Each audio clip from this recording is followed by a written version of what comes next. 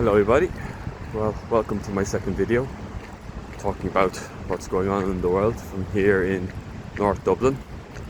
Just walking through my local park on my way home from work, and I thought I'd do another video regarding what's going on basically everywhere. But in this particular case we wanted to talk about guns.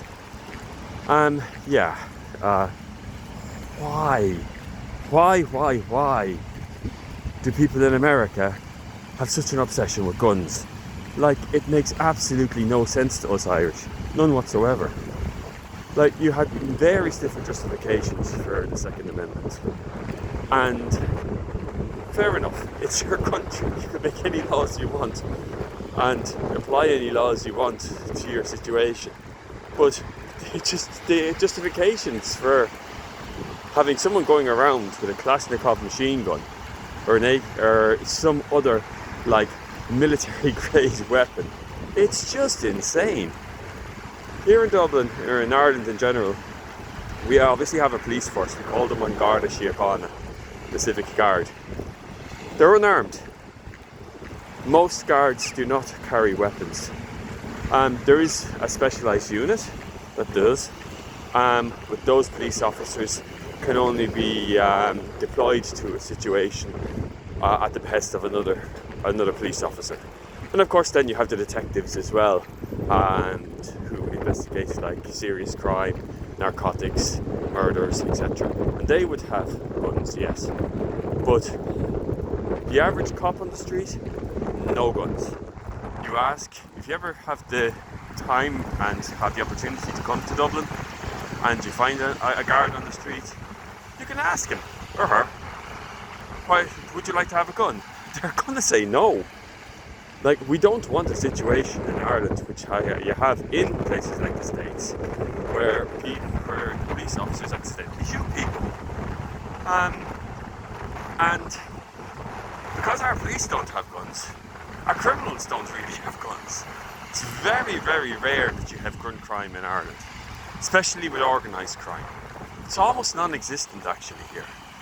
Now, why is this? Why do we not have guns with our police force? And why are guns not so prevalent here in the Irish Republic?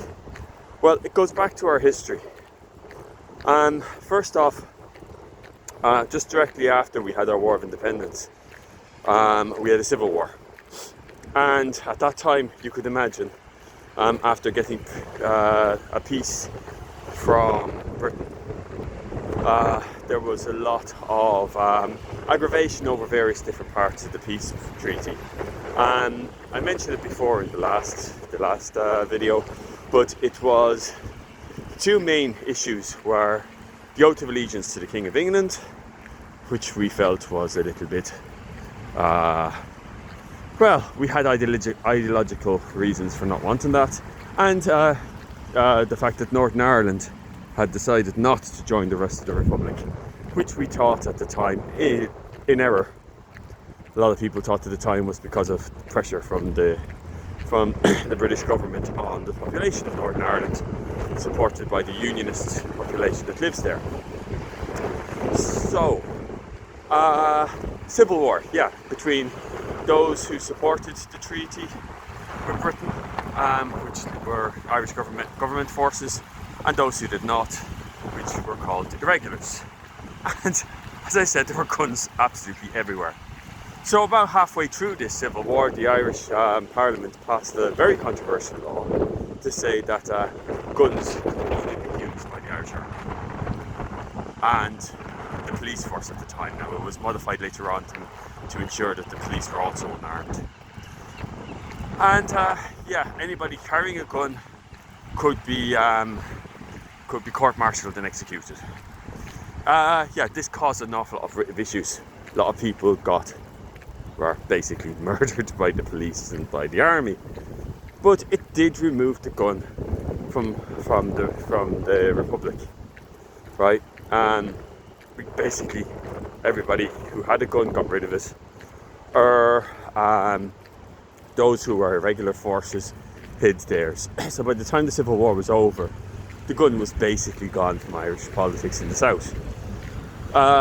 Now, they didn't mean the actual physical guns disappeared, because the majority of them actually ended up being brought up to Northern Ireland and were used in used in later conflicts there, in particular the Troubles, which is a conflict that took place from the 1960s to the 1990s, very famously between two paramilitary organisations, the Irish Republican Army on one side, with smaller groups supporting them, and the Ulster Volunteer Force on the other side, with smaller groups supporting them,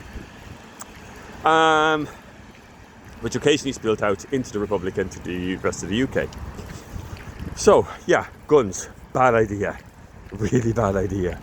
More guns you have in the society, more likely people are going to get shot, going to get killed, going to have accidents.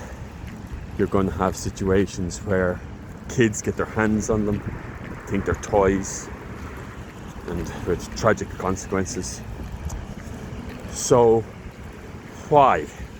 Well, the justifications I've always heard were, initially, it was because that America was afraid of being reinvaded by Britain, and having an armed militia was useful to prevent this sort of invasion. Similar to the way that you've got conscription in places like Israel, because they're with their paranoia that the Arab states around them would invade at any stage. We're right next door to Britain, and we didn't get invaded again. So yeah, but not particularly great reason for it. Then let's let everybody have guns so that we can expand the USA from coast to coast, and people can be armed and protected while they're doing that. The wagon trains and all this sort of stuff. Well, guys, you've basically got that period of your history done and dusted by now. And finally, the latest excuse is to prevent tyrannical government. Have you seen what's going on in your country these days? Like, hopefully, and I've got my fingers crossed, but I don't think it's going to actually happen. One of the positive outcomes of this Trump regime is that you'll finally get around to dismantling gun rights. And okay, fair enough, you can have some types of guns, maybe keep them at home, but going around the streets with a pistol, or carrying around a submachine gun or an automatic rifle, like in public, come on, that should not be allowed, and it shouldn't be on. Look, I'm not trying to judge, I'm not trying to tell you what to do, but just an Irishman giving my perspective. Take care, Irene Todd.